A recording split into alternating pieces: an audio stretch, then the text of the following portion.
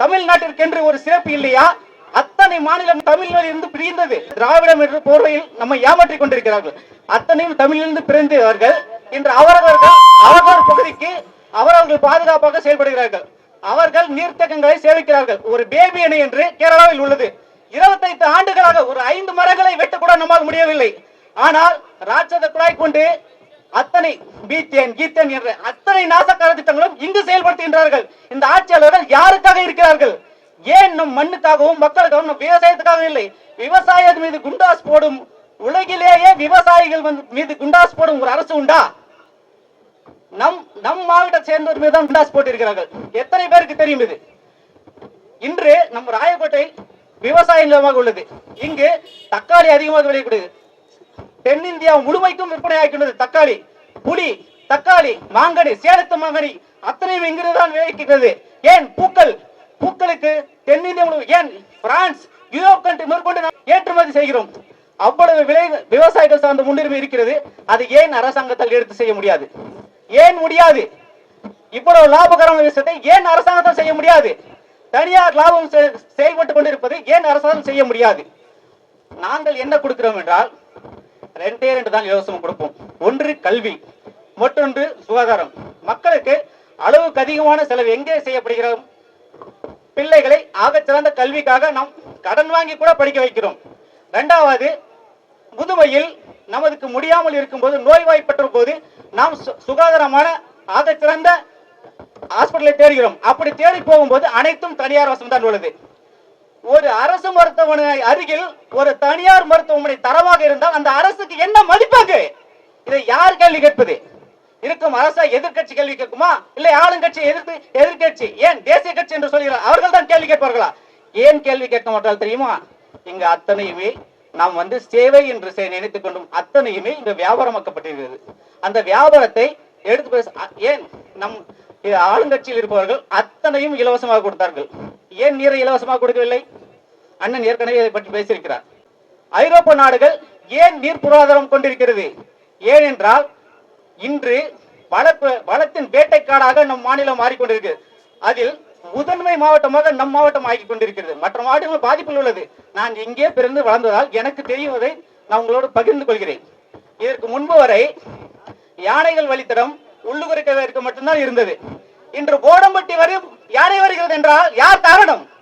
எங்கே போனது யானை வழித்தடங்கள்? எத்தனை ஆண்டு ஆனாலும் யானை வழித்தடங்கள் மாறாது, மறக்கவும் மறக்காத யானைகளுக்கு ஏன் வழித்தடங்களை மாறி யானை வருகின்றன? யாராவது யோசித்ததுண்டா? யாராவது இதை பத்தி கேள்வி எழுப்பதுண்டா? யாருமே யோசித்திருக்க மாட்டார்கள். நான் சொல்கிறேன், யானை வழித்தடம் காணாமல் போனது. எவ்வாறு காணாமல் போனது தெரியுமா? ஏனென்றால் குவாரி என்ற பெயரில், எம்சாண்ட் என்ற பெயரில் கட்டுக்கடங்காத மலைகள் காணாமல் போனது. குன்றுகள் இந்த பகுதியில் ஆக பெரும் குழிகளாக மாற்றப்பட்டுக் கொண்டிருக்கிறது. அந்த குழிகளில் யானைகள் அல்ல, டைனோசரே வந்தாலும் மீன்கள முடியாது. எத்தனை பேருக்கு தெரியும் நம் மாவட்டத்தில் எத்தனை மலைகள் அளிக்கப்பட்டு இருக்கின்றன? கருமலை மாவட்டம் இன்று மாவட்டம் தான் இருக்கிறது, கருமலைகளை காணவில்லை. எத்தனை பேருக்கு இன்று மலைகள் இல்லை என்று நாம் சாதாரணமாக கடந்து போய்விடலாம். நாளை நம் தலைமுறைக்கு குடிக்க தண்ணீரும் இருக்காது, மண்ணும் இருக்காது. இந்த மண், இந்த தாய்மண் இல்லை என்றால் நம்ம ஒதுங்க ஒரு இடம் கிடையாது. இதை பற்றி எந்த அரசியல்வாதிகளும் பேசுவதில்லை. அனைத்து உயிர்களுக்கும், எறும்புகளுக்கும், ஏன் புல் பூச்சிகளுக்கும், அத்தனை உயிர்களுக்குமான அரசியல் இங்கு பேசுவது நாம் தமிழர் கட்சி மட்டும்தான். அறம் சார்ந்த தமிழர்கள், அறம் சார்ந்த மக்கள், காலத்திற்கும் தமிழர்கள் அறத்தை சார்ந்து நின்றிருந்ததால் இன்று முதுகில் குற்றியே நம்மை கொண்டிருக்கிறார்கள். நம் மக்களுக்கு நம் மண், நம் நிலம், நம் வளம், இதை சார்ந்து மக்கள் ஆகச்சிறந்த பகுத்தறிவாதிகள் என்று சொல்லிக்கொண்டு சமாதிகளிலே வடை வைத்து பஜனை பாடிக்கொண்டிருக்கும் மக்களுக்கு நான் கூற விரும்புவது என்னவென்றால், மக்களுக்கு தன் மண், தன் வளம், கர்நாடகாவில் எப்படி, கேரளாவில் எப்படி, கேரளா கழிவுகள் இங்கு கொட்டி கொண்டிருக்கிறார்கள். ஏனென்றால் அவர்களது சொர்க்க பூமி. நம்மிடந்து பிரிந்து சேரர்கள் தானே அவர்கள் மட்டும் சொர்க்கமாக வைத்துக் கொண்டிருக்கிறார். ஒரு பேபனில் 5 மரங்களை விட்டு நாம் 25 ஆண்டுகள் போராடி கொண்டிருக்கிறோம். ஒரு கர்நாடக ஒரு தடுப்பணை கட்டக்கூடாது. ஏன்? நீர் ஒப்பந்தம், நம்ம காவிரி நீர் ஒப்பந்தத்தை கலைஞர் அவர்கள் புதுப்பிக்கவில்லை. ஏன் புதுப்பிக்கவில்லை? கலைஞர் மகனாகிய நான் அப்படின்னு அடிக்கடி ஸ்டாலின் ஐயா சொல்லுவார். ஏன் இதை கேள்வி கேட்கல? ஏன் புதுப்பிக்கல? நம்ம மண்ணுக்கு ஒரு உலகம் முழுக்க நதிநீர் நதிநீர் ஒப்பந்தம்ன்றது ஒரு நாடு கடந்து போகுது, பல நாடுகள் கடந்து போகுது. ஏன் சிந்து நதி இந்தியா பாகிஸ்தான்ல இருந்து கடந்து போகுது, அங்க எந்த பிரச்சனையும் இல்லை. இங்க கர்நாடகால இருந்து வர்றது, கேரளால இருந்து வர்றது, ஆந்திரால இருந்து வர்றது, அத்தனையும் தமிழனுக்கு மட்டும் பிரச்சனை இருக்கு. ஏன்? ஏன்னா இங்க சரியான தலைமை இல்லை, சரிமையான தலைமைத்துவம் இல்லை. இங்க சரியான தலைமையும் சரியான தலைவனும் இருந்தால் எதிர்த்து கேள்வி கேட்டால் ஏன் இந்த நாசக்கர திட்டங்கள் இங்க வருகிறது? அணு உலை ஒரு மிகப்பெரிய அணுகுண்டுக்கு சமம் என்கிறார்கள். புத்தியுள்ள எவரும் அணு உலையை ஏற்றுக்கொள்ள மாட்டார்கள். உதாரணம் தெரியுமா? கேஜிஎஃப் என்ற ஒரு இடத்தில் அணு உலை கழிவுகளை வைக்கலாம் என்று ஒரு கூற்று, ஒரு விவாதம் மட்டுமே நடந்தது. ஆனால் அந்த விவாதத்தில் அத்தனை கொச்சு கொடிகளையும் கீழே போட்டுவிட்ட கர்நாடக மண்ணின் கொடியை தூக்கி பிடித்தது.